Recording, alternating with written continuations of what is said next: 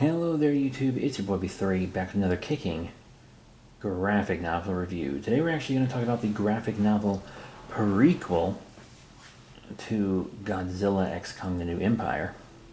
It is Godzilla X Kong the Hunted. Yeah, I've been sitting on this book for a bit, wanted to finally get around to reviewing it. Let me read you the back of the book real quick, friends? Raymond Martin, a Twisted Skull Island trophy hunter, baits his trap and sets his sights on the biggest game of all, deep within the hollow earth. Kong. But for his trap to work, he must keep Godzilla occupied above by pitting him against another titan in a globe-spanning confrontation that leads directly to Godzilla X Kong the New Empire. Written by Brian Bucoletto from Justice League vs. Godzilla vs. Kong, which I have reviewed, with art by Zid, Drew Johnson, and Dario Formisani from Legendary Comics and the MONSTERVERSE. Yeah, it runs about $19.99 here in the US. So yeah, let's get into it. First off, not a big fan of the cover. I feel like the cover could have been a bit more fun. But going into the book, I'm also not a super big fan of the book itself. These MONSTERVERSE books are often plagued by accusations of tracing, many which seem founded. I think Legendary Comics and stuff, maybe even Warner, I don't know. I think they demand the tracing to keep characters really, really on model. That being said, could you at least maybe trace an action figure instead of like still images that you can easily find on the internet? I didn't see any obvious tracing in this book because I wasn't looking for it. Because to be completely honest, I didn't care. I only care if it's really, really crazy obvious, which I never felt like it was. But I felt like it was crazy obvious in the Soul War graphic novel I reviewed. That's a kaiju graphic novel, indie kaiju graphic novel from Titanic Creations, Titanicus, and stuff. Gorgo is implied to exist in that world, so check it out. But yeah, in this book, you have Kong, like in the Hollow Earth, doing Hollow Earth stuff. He fights off this big cat monster. But then, the cat monster gets killed. So it turns out there are these kaiju hunters who hunt kaiju for sport. And it doesn't say that they sell the taxidermized kaiju, but I feel like they have to fund this. But yeah, they hunt these kaiju, and it's like, how do these private citizens who haven't been written with any major political ties or anything, how do they get to the Hollow Earth and back? Like, you see them do it, you see them use the ships, but how does anyone other than Monarch and like world governments really have that tech? Oh, well, if you remember, it's actually a private company that made those vehicles, so anyone could probably buy one. Yeah, but this book doesn't really bother to explain why he's wealthy enough to do this.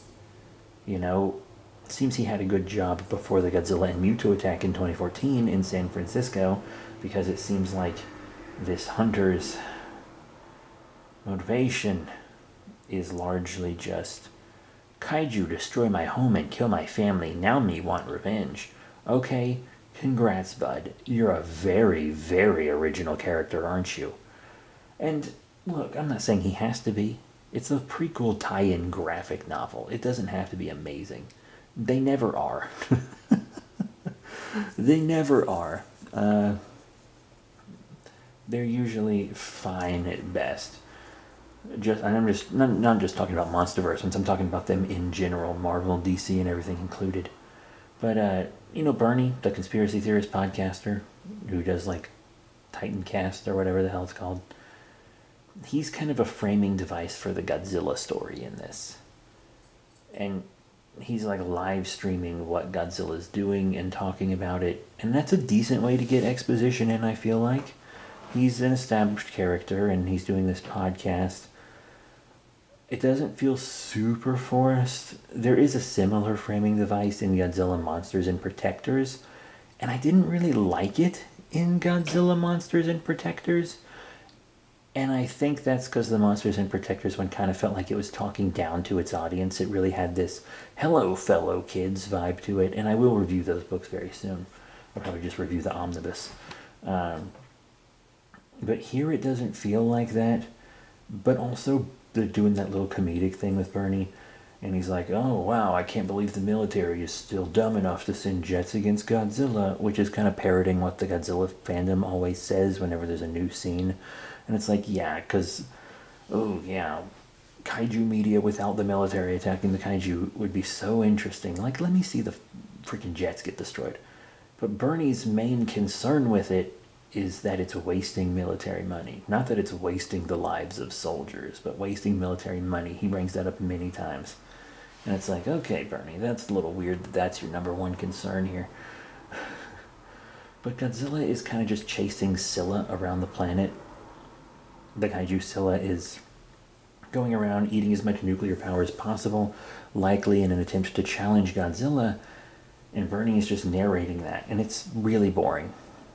Scylla just shows up, eats a nuclear power plant, leaves. Godzilla shows up too late to stop her, looks around, leaves. Scylla destroys a nuclear missile compound, absorbs all the radiation, leaves. Godzilla shows up too late to stop her, leaves. That happens multiple times, and then when Godzilla finally catches up to Scylla, it ends.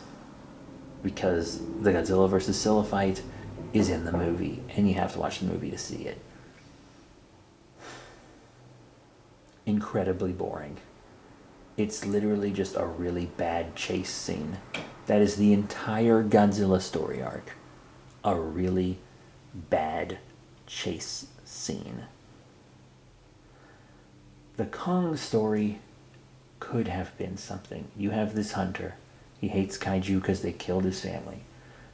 So he hunts them for sport, but also it's like kind of therapy. It's revenge for him. He thinks all kaiju deserve to die. But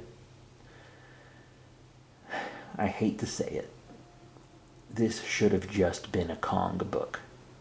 They try to connect the stories by being like, yeah, the hunters, they put out a nuclear signal so that Godzilla will follow it to like feed and attack it or whatever. But it attracts Scylla instead.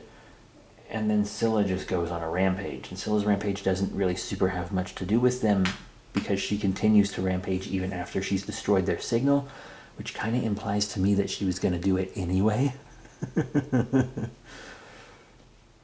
So, yeah, they were just grasping at straws to try to connect these. Like, we have to get rid of Godzilla so we can go to the Hollow Earth. And it's like, monsters on Skull Island go in and out of the Hollow Earth all the time, and Godzilla doesn't give a shit. Even with Kong not on Skull Island anymore. And yeah, I know Skull Island's destroyed. But I mean, like, kaiju could still come in and out of it. Why not? Why would a storm stop them? Why would a storm stop them? They're kaiju. Anyway. We see some cave paintings done by prehistoric Kongs that hint at, like, Shimu and whatnot. Which are pretty cool. They don't really hint at Scar King, just at Shimu. And then the hunters get a mech. And this mech is boring. It is a very boring mecha. It's got big arms, 2 horns, and big legs. It's not visually interesting. For me, avoiding a lot of Godzilla spoilers is hard. And I sat on this graphic novel for like a year before I read it. And no one ever talked about this mech. I never saw photos of this mech. Because it's a lame mech. In a world where you had Mecha Godzilla and in a franchise where you have tons of memorable and beloved mechs, you have this one in this book that is visually boring. It has no interesting powers. It doesn't even compare to a Jaeger or anything. It's just a boring humanoid mech. That's all it is. Anyway, the hunter takes his mech and all this other equipment to the Hollow Earth to hunt kaiju. Mostly for sport. He's paying all the guys helping him $300 an hour. Jesus Christ. I guess they get pretty good danger pay, but he kills like a war bat and several other things. Some kaiju recognizable, some newer. And he goes to kill this feline, or these two feline kaijus. Turns out they're just cubs. The big feline kaiju attacks him. And so, he has to fight back. Kong finds their little operation, crushes all their trucks and everything. It's implied that he doesn't really kill anybody in this book. It seems like they're trying to avoid showing Kong actually killing any humans. We have seen him kill humans. Like, he killed Samuel L. Jackson. But, like, he doesn't really kill humans if he doesn't, like, really have to, it seems like. Even the guy in the mech suit, you know, he kills the mama cat, and then Kong shows up to protect the cubs. And he fights Kong in an adequate fight, I guess, and he's hanging off a cliff, and Kong seems to even try to pull him up, but he falls, and the mech is destroyed. And he survives, and he crawls out. Because, once again, it seems like they're avoiding having Kong kill anybody. He crawls out, but the two cubs crawl down to him and eat him. Which is, I think, a good fate for this guy. Like, yeah, you lost your family, dude. Doesn't mean you get to commit environmental genocide, now does it? There's, of course, a concept art gallery in the back, which isn't super interesting. Normally I really like concept art galleries, but basic feline kaiju and basic kaiju hunter man sketches aren't really great, but it does have some good little bios for all the artists and writers and everyone else on the team. Those were nice. So yeah, what are my final thoughts on Godzilla x Kong the Hunted? This should have just been a Kong book. This should have just been a Kong book. If you're not going to have anything interesting for Godzilla to do, then don't have him do anything. If this had been just a King Kong book, you could have fleshed out this villain's motivation. You could have fleshed out his operation. What does he do with the kaiju after he kills them? Yeah, they take him back up and they stuff him and stuff. Does he sell them to rich collectors? Does he sell their parts for like rare kaiju meat and medicine and stuff like in Pacific Rim? What does he do with them after he's done all this to the corpses? You could have really looked into the motivations of this guy more. You could have had a longer, more interesting fight with Kong. Maybe one, you know how fights go in media and stuff, like one where the villain kind of wins and then the hero comes back and is able to defeat them more triumphantly because they've been beaten before. But Kong didn't really have a super hard time in this fight. This whole book reads really fast because it's not super long or anything.